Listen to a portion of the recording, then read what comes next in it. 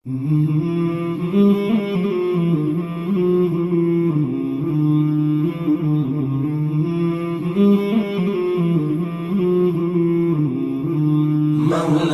صل وسلم دائما أبدا على حبيبك خير الخلق كلهم. مولاي صل وسلم دائما أبدا على حبيبك خير الخلق كلهم محمد.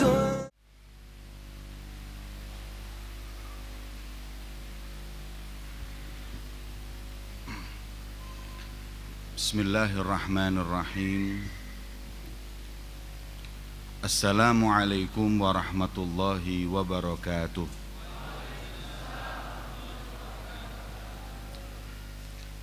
Alhamdulillah.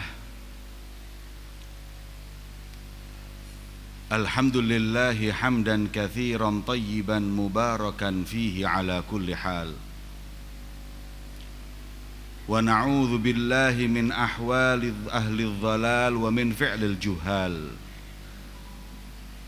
Wa nusalli wa nusallim wa nu'azzim wa nukarrim ala sayyidina wa habibina wa syafi'ina Muhammad aslil jamali wa manba'il kamali wa mustawda'il jalal wa ala alihi wa sahbihi khairi suhbin wa al amma ba'd. Subhanaka la ilma lana illa ma 'allamtana innaka antal alimul hakim. Rabbi shrah li sadri wa yassir li amri wahlul 'uqdatam min lisani yafqahu qawli. Amin ya rabbal alamin. Yang saya muliakan dan saya hormati segenap para ulama, para habaib, para kiai, para ustadz, para tokoh masyarakat yang hadir di majelis yang mulia ini. Wabil khusus kepada Al-Habib Muhsin bin Idrus Al-Hamid, hafizahullah, semoga Allah senantiasa menjaga beliau dari segala musibah, dari segala fitnah dunia maupun akhirat. Yang saya muliakan kakanda guru kita semua, Al-Habib Nabil bin Fuad Al-Musawa, hafizahullahu wa ra'ah. Yang saya muliakan dan saya hormati Al-Habib Hud bin Muhammad Al-Bagir Al-Attas bersama adik beliau, guru kita semua, Al-Habib Ja'far Al-Attas. Yang saya muliakan dan saya hormati Al-Habib Muhammad Al-Bagir, Muhammad Al-Bagir sahih wala Bagir bas? Muhammad Al-Bagir, Al-Habib Ahmad bin Abdullah Al-Idrus dan segenap para habaib yang hadir. Semoga Allah subhanahu wa ta'ala melimpahkan rahmatnya untuk kita semuanya. Amin ya rabbal alamin. Alhamdulillah, di hari yang mulia ini kita bersimpuh di hadapan Allah subhanahu wa ta'ala, menghadang turunnya rahmat yang Allah subhanahu wa ta'ala kucurkan di majlis zikrullah dan di majlis selawat kepada junjungan Nabi besar Muhammad sallallahu alaihi wasallam. Semoga berkat zikir kita kepada Allah, berkat salawat kita kepada junjungan Nabi besar Muhammad, berkat daripada ilmu warisan Nabi yang kita gapai, tidak keluar kita dari majelis yang mulia ini kecuali Allah ngerubah keadaan kita menjadi keadaan yang lebih baik. Allah ampuni segala dosa-dosa kita dan angkat derajat kita semuanya, dan insya Allah semua hajat-hajat kita dikabulkan oleh Allah dari berkah majlis yang kita hadiri ini, majlis salawat dan zikir kepada Allah subhanahu wa ta'ala. Amin ya rabbal alamin. Hadirin yang dimuliakan oleh Allah, kita sering berdoa dengan doa yang tidak ada seorang pun di antara kita yang gak hafal, semuanya hafal. yaitu doa Rabbana atina fid dunya hasanah wa fil akhirati hasanah wa qina adzabannar. Ya Allah, berikanlah kepada kami hasanah, kebaikan, kebahagiaan di dunia, kebahagiaan di akhirat, dan jaga kami, jauhkan kami daripada api neraka. Ulama berkata kalau yang namanya bahagia akhirat sudah pasti itu surga, apalagi ayatnya setelahnya ada wa qina adzabannar, jauhkan dari api neraka. Tapi yang menjadi permasalahan kebahagiaan dunia ini apa? Kalau kita lagi minta sama Allah, ya Allah beri kesenangan di dunia dan senang di akhirat, kira-kira yang kita bayangkan, yang ada di benak kita ketika minta bahagia dari Allah di dunia ini dengan apa para hadirin? Al-Imam Hasan Al-Basri beliau berkata, yang dimaksud bahagia dunia dengan dua hal, al-ilmu wal ibadah. Orang itu di dunia bahagia kalau nambah ilmunya, nambah ibadahnya. Itu yang dimaksud dengan bahagia di dunia. Kadang bahagia di dunia ini para hadirin salah persepsi sebagian dari orang mukmin. Kalau sudah Rabbana atina fid dunya hasanah, yang dibayangin mobil baru. Kalau yang perempuan, kalau sudah Rabbana atina fid dunya hasanah, sambil merem-merem rumah baru, perhiasan baru. Kalau habaib yang di depan, istri baru. Yang dibayangin dunia cuman itu.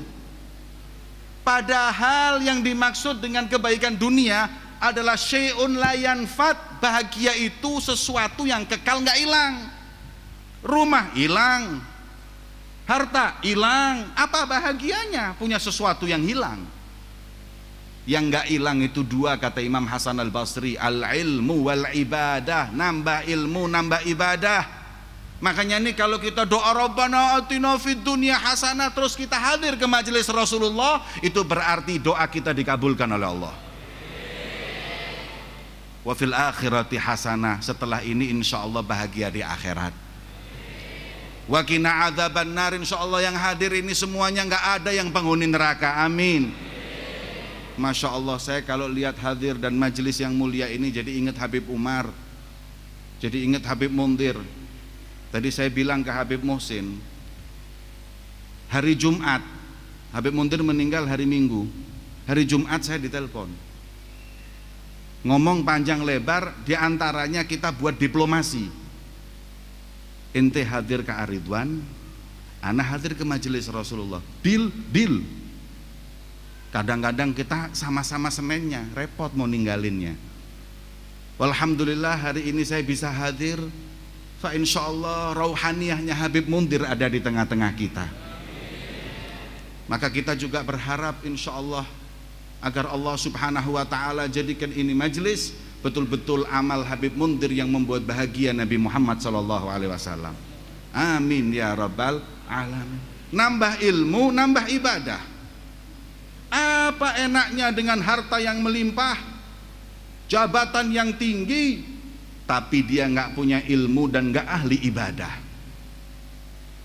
Maka itu para hadirin yang dimuliakan oleh Allah Subhanahu wa taala, kalau orang-orang yang di luar tahu hakikat apa yang kita dapat di majelis yang mulia ini, kata ulama, yang di pasar ninggal pasarnya, yang di pejabat tinggal jabatannya, dan mereka mungkin merangkak untuk bisa datang dan hadir di majelis yang di situ dibagikan warisan baginda Muhammad SAW. Maka itu ayo kita gapai kebahagiaan di dunia ini dengan kita senantiasa menambah ilmu dan juga menambah ibadah. Orang yang ilmunya banyak, ibadahnya Masya Allah, sempurna dengan akhlak yang karimah. Orang yang ilmunya tambah tinggi, ibadahnya tambah banyak, harus bertambah akhlaknya. Dan akhlak adalah tolak ukur seseorang. Kita ini kalau handphone ini casingnya beda-beda hadirin, tapi casing nggak nilai. yang penting handphonenya sinyalnya bagus enggak. Kata ulama, la tanduranna li athwabin ala ahadin in rumta an ta'rifahu fandur ilal adabi fal'udu law lam tafuh minhu rawaihuhu lam yafrikin nas bainal udi wal hatabi. Kita yang katanya punya ilmu dan ahli ibadah harus terwujud dari akhlak yang karimah, punya akhlak yang mulia sebagaimana diajarkan oleh baginda Muhammad. Dan disitulah nilai kita. Nilai kita ini tergantung akhlak. Siapa yang akhlaknya tinggi, dia mulia. Tapi kalau nggak punya akhlak, walaupun ilmunya tinggi, walaupun ibadahnya banyak, nggak manfaat karena nggak terwujud dalam kehidupannya. Nilai kita tergantung akhlak. Kata ulama tadi, orang jangan dilihat bajunya, tapi lihat itu akhlaknya. Kayak yang namanya kayu. Tahu kayu nggak hadirin? Kayu itu macam-macam. Ada kayu gahru yang dibakar di depan itu. Kayu gahru itu hadirin, ada yang sekilonya 800 juta. Sekilo itu 800 juta. Udah gitu dibakar lagi. Tapi baunya Masya Allah, itu kayu gahru. Ada yang namanya hatop. Hatop itu kayu bakar, 800 juta, sebanyak Masjid Al-Munawwar ini gini. Nggak ada nilainya. Fal'ud law lam tafuh minhu rawaihuhu, itu yang namanya kayu bakar sama yang namanya gahru, kalau digandeng wajahnya nggak ada bedanya. Kalau dibakar baru beda. Kalau dibakar ini wangi, kalau dibakar ini Masya Allah bisa sesek kalau kita mau. Nah, bedanya apa? Bedanya kita juga gitu. Kita ini kayak kayu. Ada yang kayu bakar ini yang hadir, ada yang kayu gahru. Tinggal dibakar, keluar dari lisannya. Kalau ngomongnya sopan, mandangnya baik, telinganya mendengar yang baik. Kalau ngomong sama orang tuanya sopan, kalau ngomong sama suaminya akhlak, kalau ngomong dengan istrinya Masya Allah penuh dengan kasih sayang, ini kayu gahru. Tapi kalau ngomongnya kasar, membentak sana, membentak sini, orang tuanya dibantah, ini kayu bakar hadirin. Ini kalau bedain kayu agak repot memang. Karena kayu gahru kira-kira kita mungkin pada banyak yang nggak ngelihat. Maka lebih cocok kalau kita itu kasih misalnya minyak aja. Ada minyak namanya minyak wangi. Ada minyak yang bekas dipakai. Di sini dibilang apa? Kalau orang Jawa bilang namanya jelantah. Kalau bahasa Jermannya jelantah. Apa itu yang namanya minyak yang habis dipakai udah jelek gitu? Yang udah warnanya hitam, apa namanya? Minyak apa? Memang bahasa Indonesia itu kurang. Bahasa kedua di surga setelah bahasa Arab insya Allah bahasa Jawa hadirin. Ini kabar gembira buat orang-orang Jawa.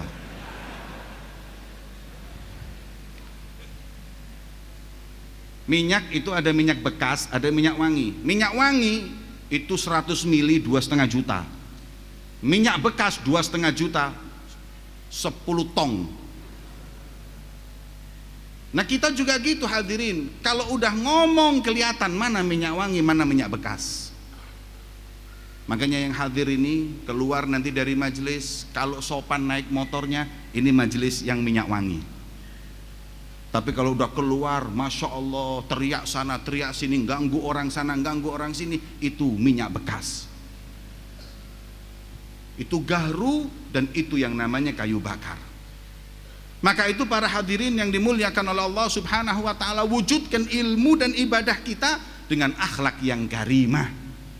Sebagaimana itu yang senantiasa diwasiatkan oleh guru-guru kita, bahwa Nabi Muhammad SAW beliau bersabda bahwa aku nggak diutus oleh Allah innama bu'itsu liutammima makarimal akhlak, kecuali untuk memuliakan akhlak, budi pekerti, tata krama daripada umat baginda Muhammad SAW.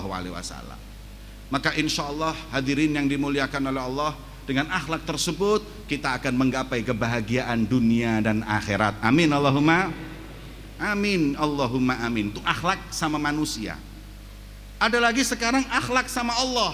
Al-Imam Ibn Hajar Al-Asqalani Beliau punya kitab namanya Al-Isti'dad ila Yaumil Ma'ad. Isti'dad li Yaumil Ma'ad. Beliau menyebut ada satu hadis qudsi atau ayat yang Allah turunkan, wahyu yang Allah turunkan untuk Nabi Uzair. Ada wasiat, sekarang akhlak sama Allah. Tadi ini udah akhlak sama sesama. Sekarang gimana kita sama Allah supaya kita hidup ini bahagia. Kita hidup ini semuanya kepengen bahagia, hadirin. Ada nggak di antara kita ini yang tujuan hidupnya sengsara?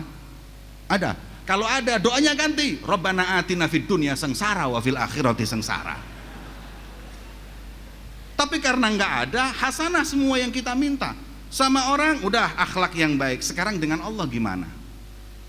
Sama Allah, Nabi Uzair dapat wasiat dalam kitabnya. Ya Uzair, ini kaidah yang Allah ajarkan kepada Nabi Uzair dan untuk kita semua. Ya Uzair, idza aznabta dzamban saghiran fala tandur ila sigharihi walakin undur ila man aznabta lahu.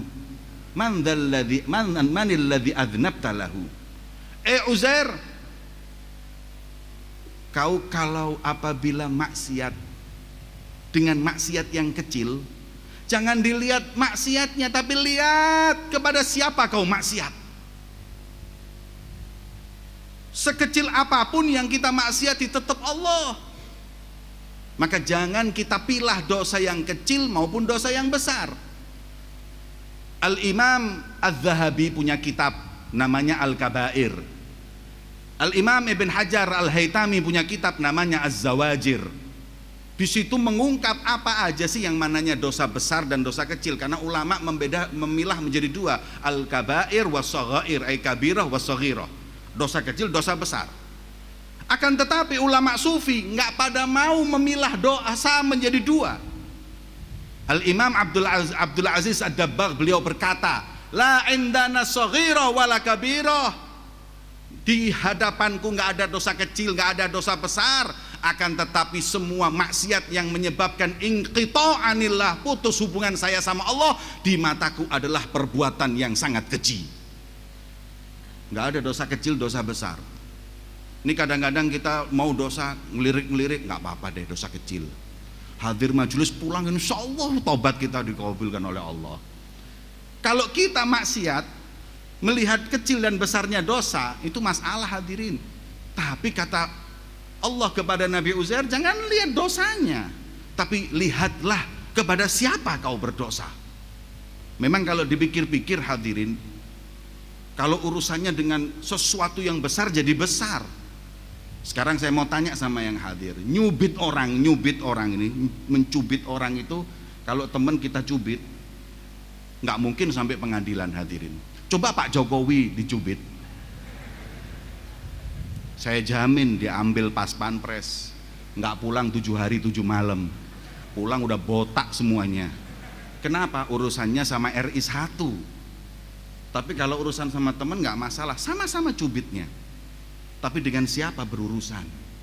Maka itu, apakah ada zat yang lebih agung, lebih besar, Al-Jabbar, Al-Qahhar dari Allah Subhanahu wa Ta'ala?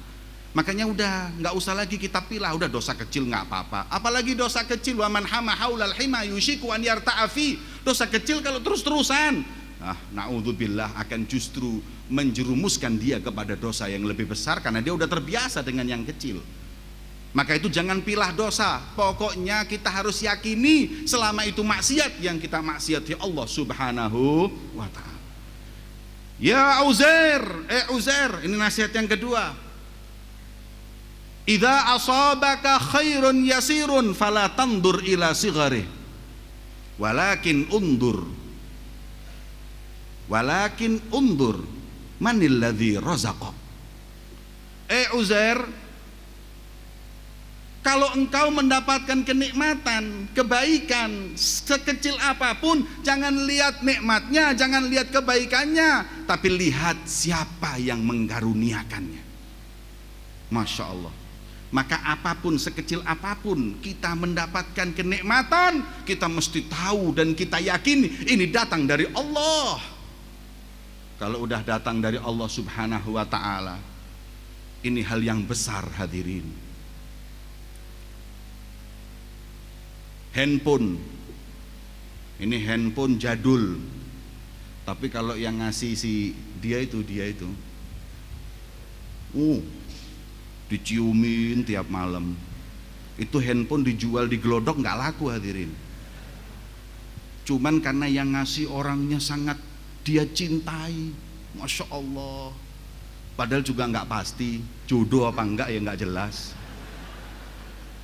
Masya Allah, anak muda-muda sekarang ini kadang majelis istiqomah, pacaran juga istiqomah. Dikit-dikit SMS, lagi ngapain yang hadir majelis? Udah makan belum yang? Ini lagi makan. Udah sholat yang? Ini lagi sujud.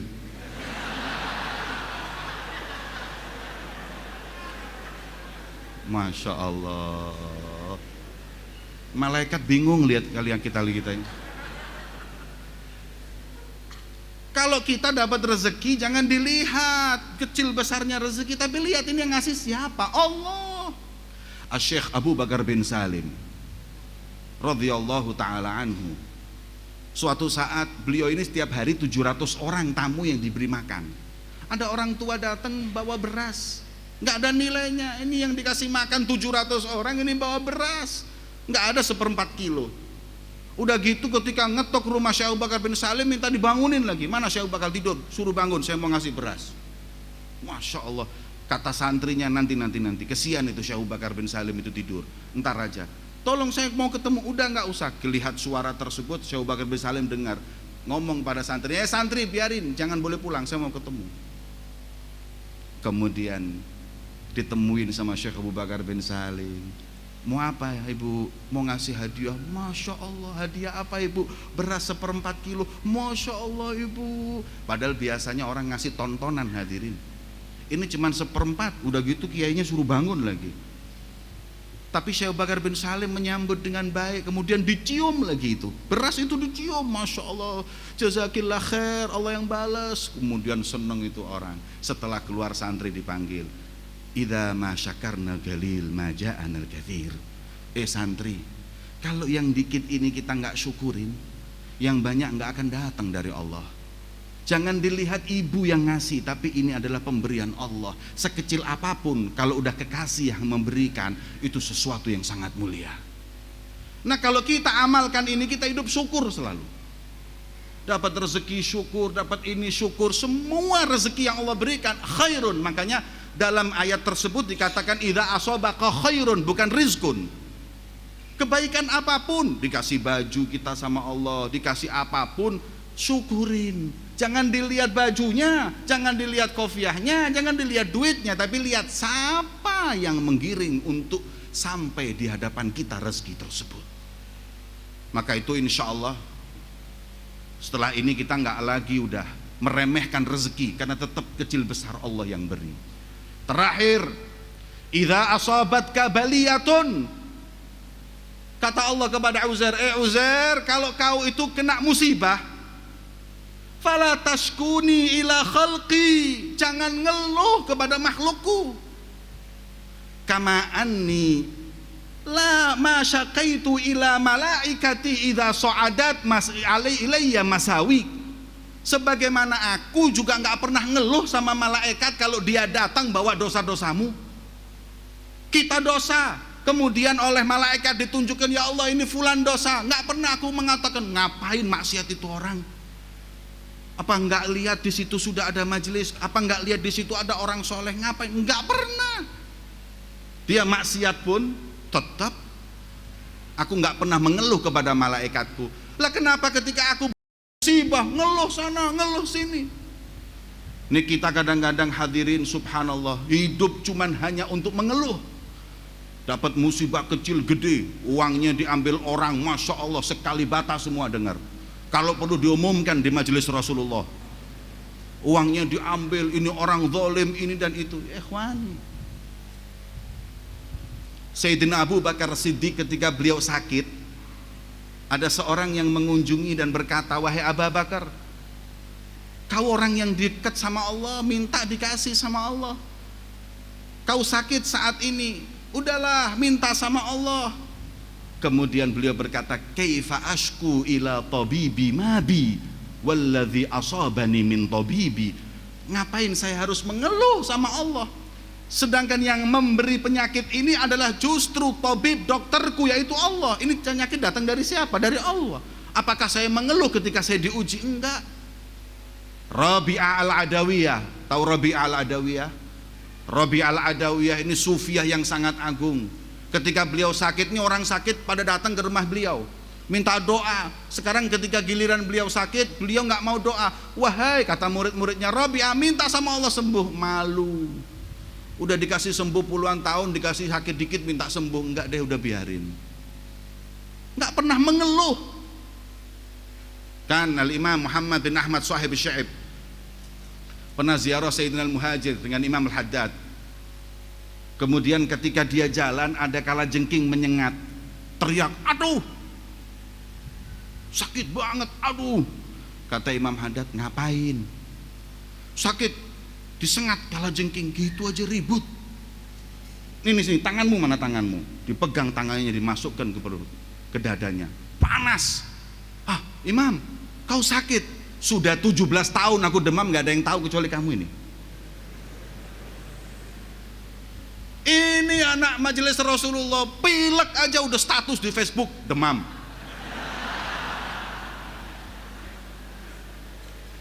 Ngeluh sana sini, jangan ngeluh. Kalau mau ngeluh sama Allah, la tas'alanna bani Adam hajatan fas'al ladzi abwabuhu la tuhjabu.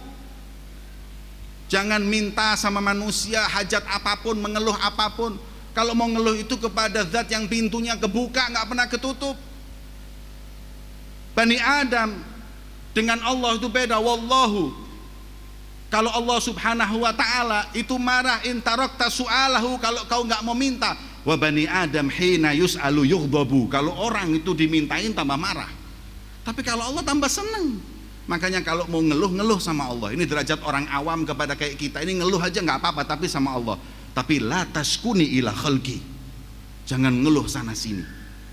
Kadang kita dapat musibah harta kita, kadang kita dapat musibah kesehatan kita, udah cukup ke dokter, keluhkan kepada dokter, yang lain nggak perlu. Maka itu para hadirin yang dimuliakan oleh Allah, 3 hal ini yang Allah nasihatkan kepada Uzair, kalau kita jalanin, kita pasti mendapatkan kebahagiaan hidup dalam kehidupan kita, karena hubungan kita dengan Allah begitu mulia dan begitu indah. Yang pertama mengajarkan untuk apa? Jangan remehkan kemaksiatan. Yang kedua, jangan remehkan rezeki Allah subhanahu wa ta'ala. Dan yang terakhir, jangan mengeluh kepada siapapun kalau kita mendapatkan ujian, karena hidup ini udah ujian. Maka kita mesti untuk jalanin dengan bertawakal kepada Allah subhanahu wa ta'ala. Ini yang dapat saya sampaikan di majelis yang mulia ini. Semoga yang sedikit ini bisa membawa manfaat untuk yang bicara dan yang mendengar. Semoga kita termasuk golongan alladzina yastami'unal qawla fayattabi'una ahsanah. Orang-orang yang dengar perkataan yang baik dan kemudian diamalkan dengan amalan yang baik. Amin ya rabbal alamin. Maka saya minta maaf kepada para habaib, para asatidz yang hadir di majelis yang mulia ini, karena mungkin saya duduk di sini membelakangi mereka. Mungkin ini su'ul adab, tapi permintaan memang saya disuruh berdiri di sini. Maka imtithal amar khairun min sulukil adab. Hanya saya bisa untuk mematuhi perintah mereka. Semoga Allah subhanahu wa ta'ala mengikat hati kita dengannya. Semoga Allah subhanahu wa ta'ala meluruskan perjalanan kehidupan kita untuk menuju kepadanya. Semoga Allah subhanahu wa ta'ala menumbuhkan kebencian dalam hati kita untuk bermaksiat kepadanya, dan semoga Allah menumbuhkan rasa cinta untuk kita berbuat taat kepadanya. Semoga Allah subhanahu wa ta'ala mensucikan jiwa kita semua di hari yang mulia ini. Semoga Allah menghapuskan dosa-dosa kita berkat kita menyebut namanya dan bersolawat kepada nabinya Muhammad SAW. Semoga Allah subhanahu wa ta'ala yang telah menggiring kita di majelis yang mulia ini tidak memulangkan kita, tidak membuat kita keluar dari majelis ini kecuali hajat kita semua dikabulkan oleh Allah. Yang dulu kita jauh dari Allah didekatkan oleh Allah Subhanahu wa ta'ala.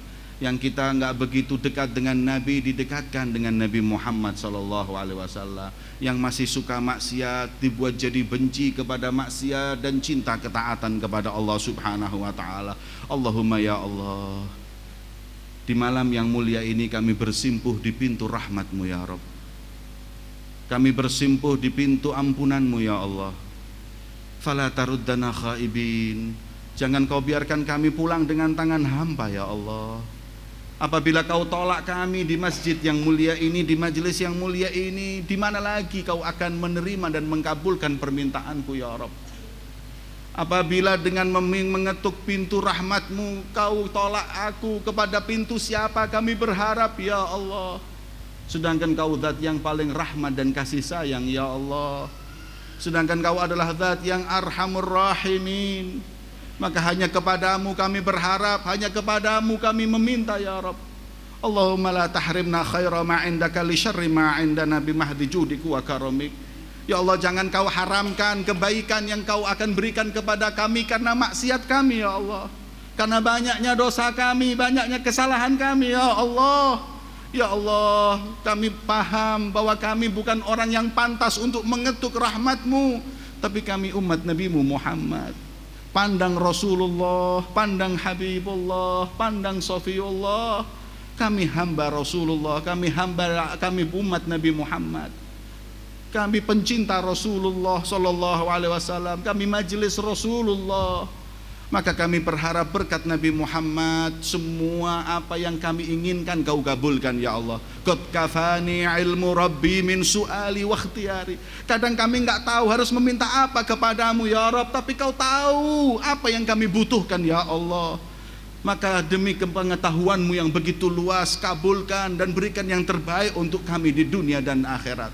Semoga para habaib diberi kesehatan, para panjang umur, menuntun kita untuk dekat dengan Allah dan Nabi-Nya Muhammad sallallahu alaihi wasallam. Amin ya rabbal alamin. Allahumma aftah lana abwabal jud waftah lana abwabal karam was-su'ud waj'alna min ahlil wafa' bil uhud warbutna rabtan la yanhal bi sahib magamil mahmud Sayyidina Muhammad sallallahu alaihi wasallam. Allahumma la tufarik bainana wa bainan nabiyina Muhammad, la fil hayah wala fil wafa wala fil yaumil muwafa, hatta najtami'a bi nabiyyina Muhammad wa anta radin 'anna ya Allah. Wa sallallahu ala sayyidina Muhammadin wa ala alihi wa sahbihi wasallam walhamdulillahi rabbil alamin.